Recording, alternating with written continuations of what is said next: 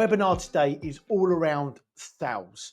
And for me, sales comes in 4 parts. And I'm going to try something new, so please bear with me. But I've got myself a little extra camera and I've got myself a little whiteboard. I've done this something, you'll see this from my YouTube videos where I did this with Simon Squibb. It worked really, really well. And I'm going to put this into a format so that you can see what we're doing. So ultimately, sales is 4 things. I'm not going to talk about marketing and get that thing. So the first thing is we've got the lead, but we need to prep it. So the leads come through to the business and it's come through and we've arranged a discovery call. So that's at the point of the preparation. It's pre-discovery call. The second part is the rapport process, which we'll go through in a moment. Rapport process is the process we go through in order to sell something, in order to give people the value and understand what they're looking for. The third thing we need to do is to follow up. So one of the biggest things for me is the follow up, and this could also be repeat business. And the last and final thing is onboarding, the first 90 days. So there's 4 things that we need to solve when we're selling something. And the reason it's 4, there could be more, I guess, but ultimately what we're trying to do is we're trying to achieve is several different things. 1, we want to make sure that when the person comes through as a lead, we actually get them on the call. Second thing, when they're on the call or when we're in front of them, if we go into their facility, depending on your sales process, but I guess now a lot of people are really doing most of the first calls online, just like we are today. Makes perfect sense. Let me put my video. I'm uploading some videos to YouTube, so apologies, that was in the view shot. So let me put that up there out of the way. So, ultimately, we want to make sure we're doing all these things. So I'm going to use the whiteboard to support and help me to give you some visuals that you wouldn't ordinarily see. So you will see this camera sticking over because I haven't quite got one high enough. That's my fault. So, but anyway, we get the idea. It's nice to do something slightly different, isn't it? So let's break down first the preparation piece. Now, what do I mean by prep? Well, it's kind of like making sure that whoever is come through as a lead actually turns up to where you want to do. So there's several things we want to make sure we're doing. So the first thing we need to do is confirmation. So we need to confirm that the booking is in the diary. Make sure that they know, is the booking in their diary? Have they got the right time? And do they have the link to wherever it's going to be? Have they used Zoom before? Have they used Teams before? Whatever system you're using, have they used it? I think that's really important. The second thing is email sequence. Now, the thing here is from an email sequence, what you don't want to do is to spam them with a whole load of stuff. But what you might want to do is to pre-frame them for something you're going to talk about on the call. So what do I mean by that? Well, imagine that you've got a point where someone's booked onto your meeting with you in a week's time. And they've booked because you're selling a service, you're a B2B service provider and you're selling a service. Well, Daniel Priestley has this amazing thing called 11-7-4. 11 interactions, 7 hours and 4 places. So what that means is there's 11 interactions that need to happen for someone to buy. They need to have consumed 7 hours of content or seen you in 4 places. And it's a mixture of everything. Now, depending on where your leads come from, is going to depend on what you need to do in this section. But what you're trying to do is increase the number of interactions, the amount of hours they've spent with you, and the number of places they've seen you. So for example, if we say that they've seen us from a website and they've come to our website, they've Googled us and they've booked a meeting. So the first place is they've seen us on a website. The second thing is we're going to send them a confirmation email. Well, what we can do now is we can send them an email and say, hey, thanks for booking in a call. Before the call, perhaps go and see us on our YouTube video or listen to our podcast, and you can see an introduction to what we're going to talk about on the call there. All of a sudden, they're seeing you in somewhere else, but at the same time, they're able to consume the content that you're providing, and that content needs to pre-frame them for the service that you're selling. And then imagine that, a couple of days later, they get an email. Hey, just to let you know, still booked in for this call. Hope you're booked in for this call as well. I've created another video for you to talk about X. They can then go out and watch that video and consume more of that content. Because if they're excited about the product you sell, they'll want to consume the content. And that puts you in a really powerful place. Now, I don't think you should send an email every single day or every hour. I think that's too much. I do think that they should have 3 emails from you beforehand and 1 before the moment you're going to do it. So that's 3 to 5 max. Okay. Now, next thing is they need a reminder. They need a reminder to make sure you're coming onto the call. Is that WhatsApp? Is it an app? Is it email? Is it the calendar invite? Is it a follow-up chase, a phone call? Could be a whole host of different things, but you need to make sure there's reminders in place to get them on the call. Now, that's what you need to do to get them on the call. But how about you? What do you need to do? So for me, this is where it divides. What do you need to do? Well, number 1, you need to do some research on the company and the person. Are they the decision maker? Are they not the decision maker? What does the company do? Where do they serve? Who do they serve? What sort of clients do they look like?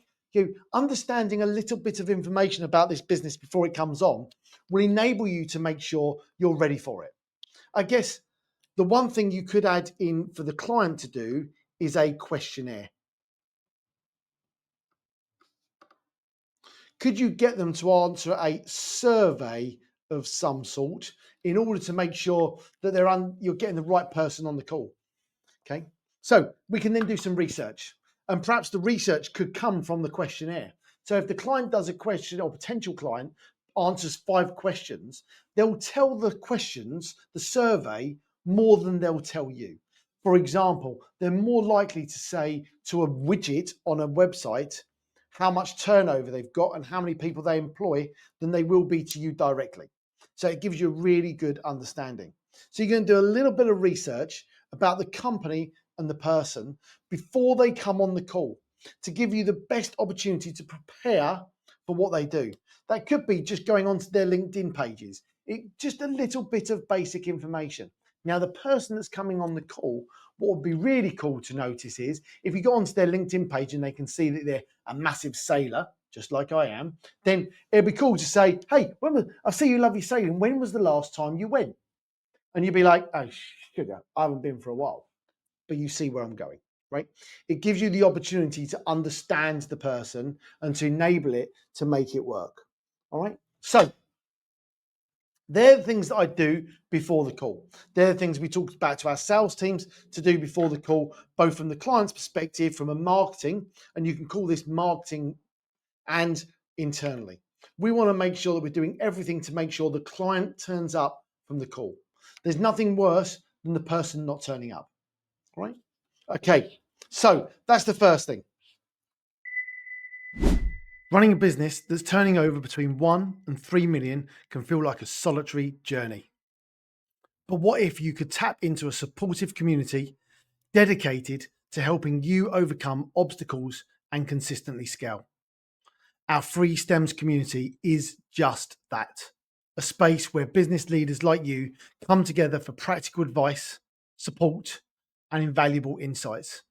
It's positive, friendly, and designed exclusively to help you confidently navigate your next growth milestone. Join us today completely free, and let's scale together. Second thing, we have a very simple process called rapport. And the question is, I am going to make it fit. There's the good news.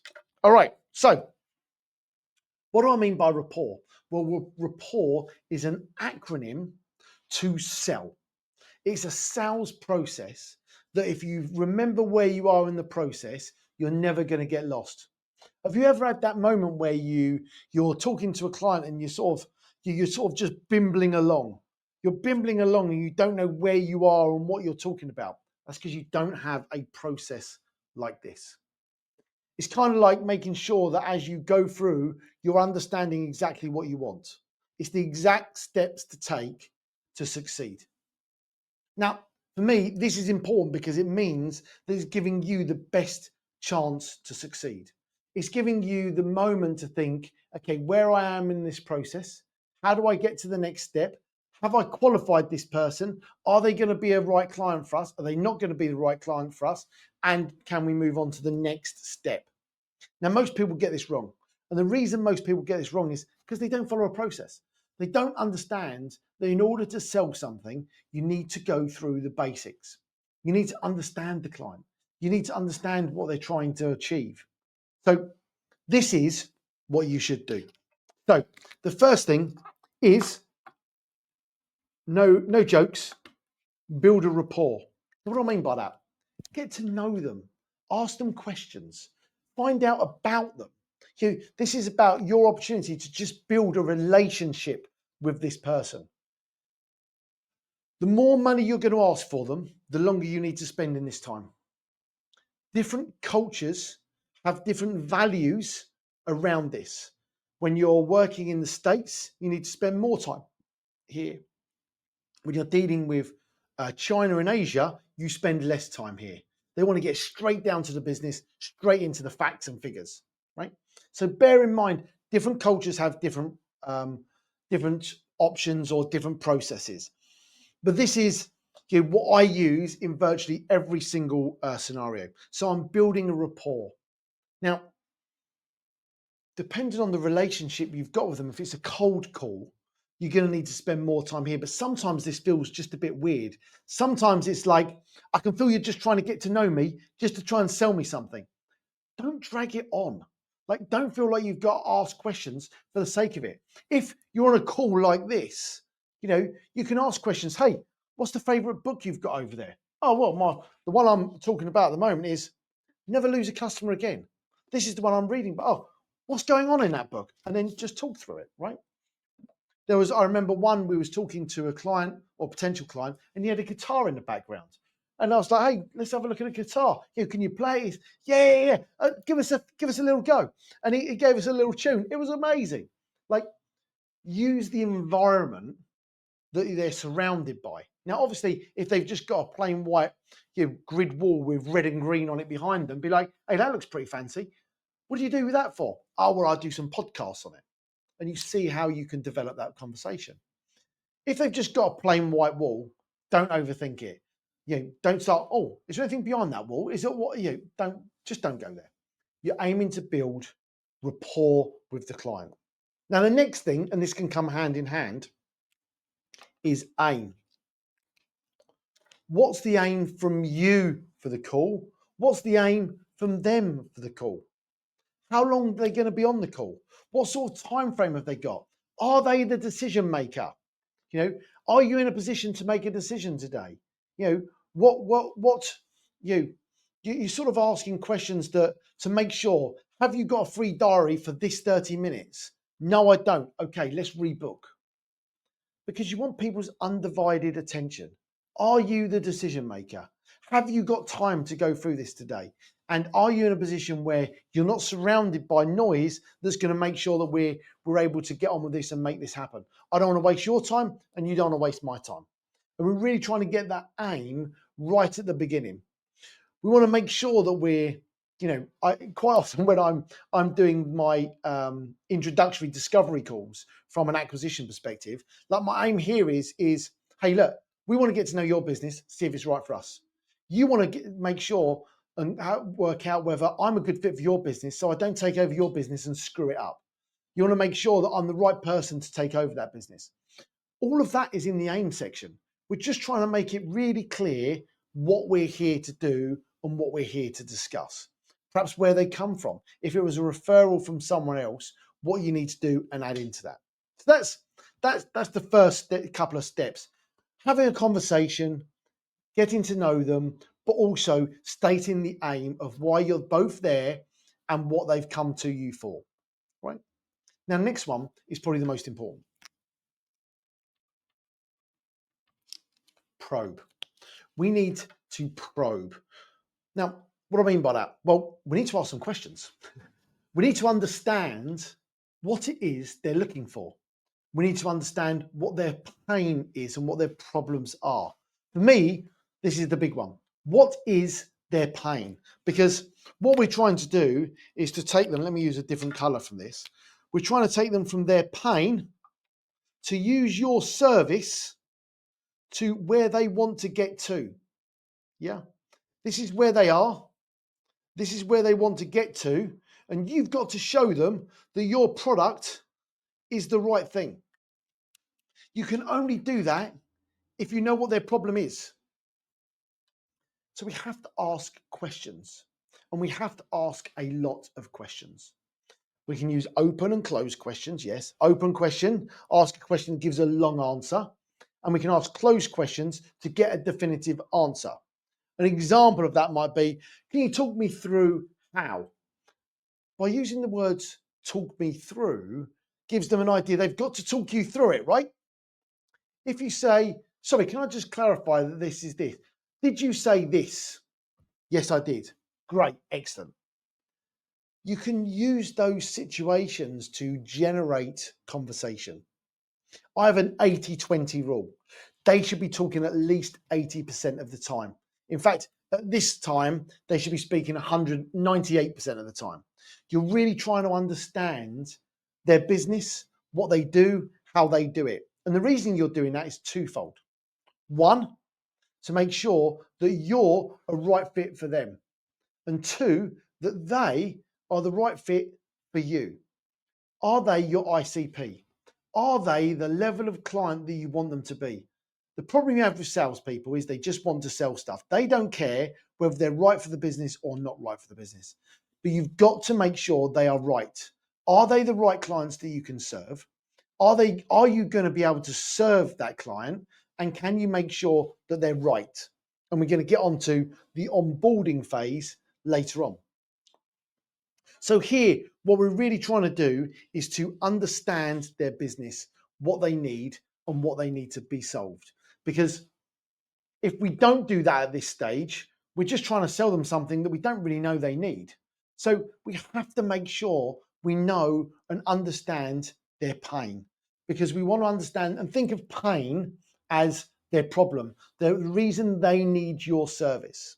All right. So that's an important one. The next one is present. You're presenting your solution to them. Now, there are different ways to do this, dependent on the business model, dependent on what situation you're in and what scenario you're in. So if you're online, that might be one thing. If you're a software company, that might be another. If you're face-to-face, it might be something else. Because presenting, it might be, for example, that you sell trophies. Right, I've just picked up this trophy I've got here, right? You see, I used to play canoe polo many years ago. I've got this little cute little trophy, a little canoe polo boat. There you go, look. You can see it there, look. Nice. Anyway, so if you're face to face, I mean, you can get something out. I mean, if you could do this on a presentation online, but it's a bit crap, and we've just seen a great example of why that doesn't work. But if you're in person, you could show them to them.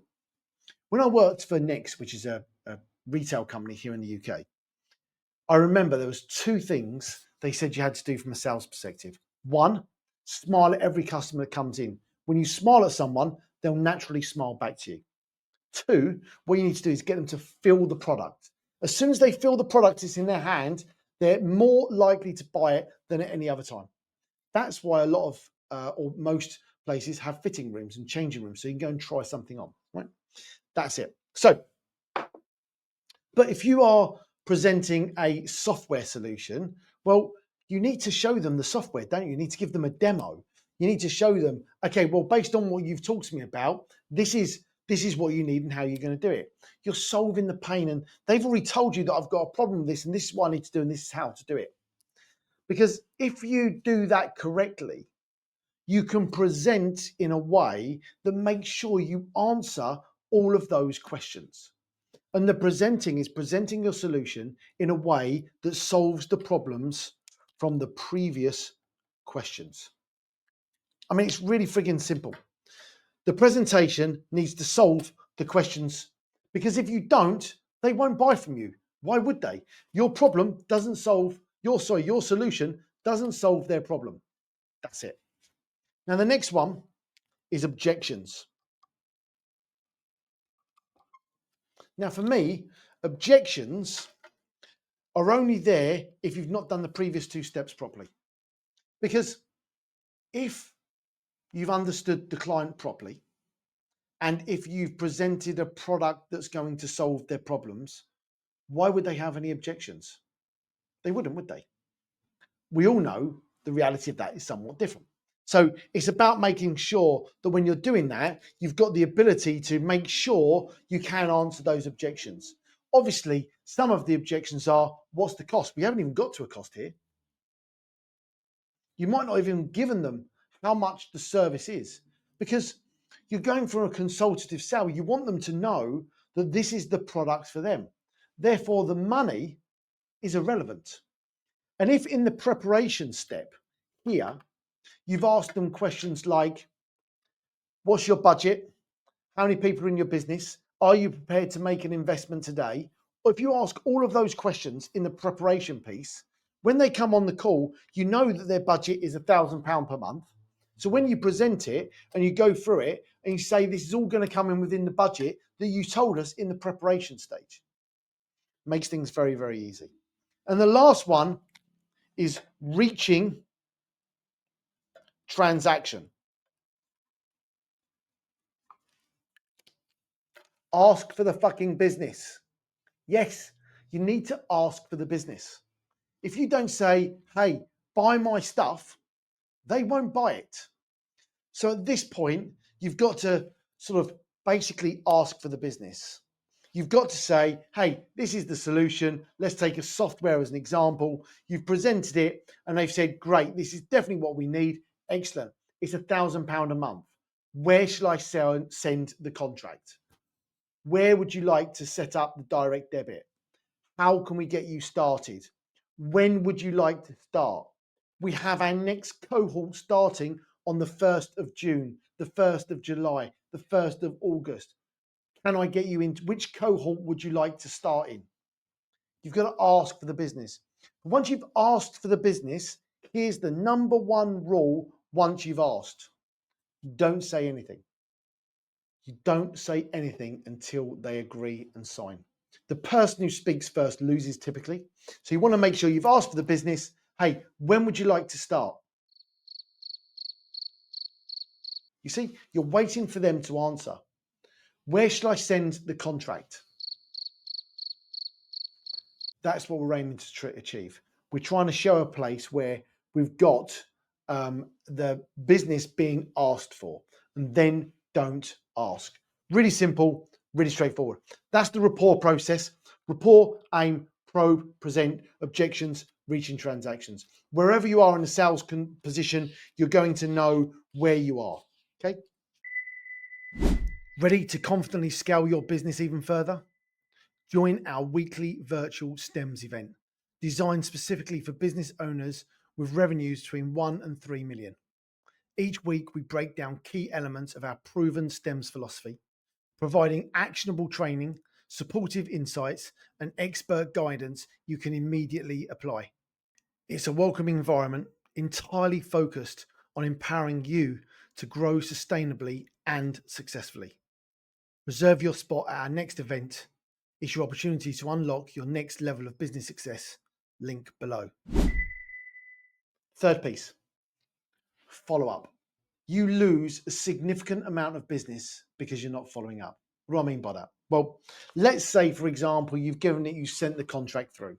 They said, yeah, please send it to that and I'll get it signed by X, or I'll sign it and get it sent back to you. What happens if you don't hear from that? Well, there's two things you can do. At the end of that meeting, what you should do is always ask for a follow-up meeting. So make sure there's always a meeting in the diary, because that way, the follow-up always is easier. So the first step, we want to book a meeting at the previous step. So always have a next meeting in the diary, because instead of you having to phone them and cold call them and them not answer your call, they're turning up to a meeting. Hey, let's have a next meeting. If you've not made a decision, let's have a meeting then. So you've got it. The second thing is, how many times do you follow up? Well, I can assure you there are several ways in which you need to follow up. 2, phone call. If you are not using the phone, you are not selling. Never, ever, ever rely on email to sell your product. You need to speak to a client if you're a B2B service provider. Right. Third one is obviously email. Now, I'm not going to drag this up too long, but all I'm going to say is you need to make sure you've got a process in place for following up with people that haven't bought your product. We've had examples where people have come back to us 2 years later.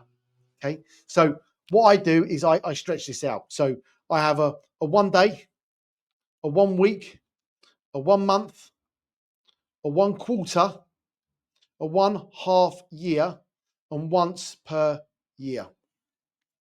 That's my follow-up process. So I follow up the next day. Hey, I haven't heard from you. You ready to proceed? 1 week later. Hey, I've still not heard from you. Love to get you over the line using our product. Do you want to jump on a call just to go through it or recapture it? 1 month. Not heard from you. I'm going to mark this as filed if I don't hear back from you, and I'll just add you to the list to keep on contact with you just to let you know. And then what I do is I then just go through the process. I always try to follow up a year anniversary. Hey, you inquired about our service last year. Are you still interested? Has your position changed? Did you use another provider and they're crap? How can we support you? Because I can guarantee that, let's say they didn't go with you for whatever reason, they went with someone else. If that service is rubbish, there's a 1-year contract. So why not try and get there and say, hey, you didn't go with them last time because they were cheaper than us. So you went with them last time because they're cheaper. But now you know the service is crap. Why don't you come with us, who we know our service is better? You see how you can do that? You can use that to your advantage. All right, so that's the follow-up process. Same thing goes for repeat business. You're using the same process of 1 day, 1 week, 1 month, 1 quarter, 1/2 year, 1 year, to be able to follow up with people to say, hey, hope service is going well. I'd love to help you to buy this product again. All right. Now, the next one is 90 days. I just showed you this book, Never Lose a Customer Again. Hopefully you can see that is in the right way. It's by Joey Coleman, and it doesn't look very well read, does it? Because I've listened to it via audio. Just want to make that clear. But I'm going to take it away with me. I'm traveling over the next few weeks, and I'm going to read it again, because there's so much good information in here that, to be quite honest, the big thing it talks about is 90 days. What do you do through the onboarding phase in the 90-day process to make sure you don't lose the clients? When we actually looked at this in our business, the amount of clients that weren't coming in through onboarding was huge. And the reason for that is that in some of our businesses, we have to work with government agencies in order to make things happen. Well, when you're reliant on a government agency to do something, quite often that takes a long time.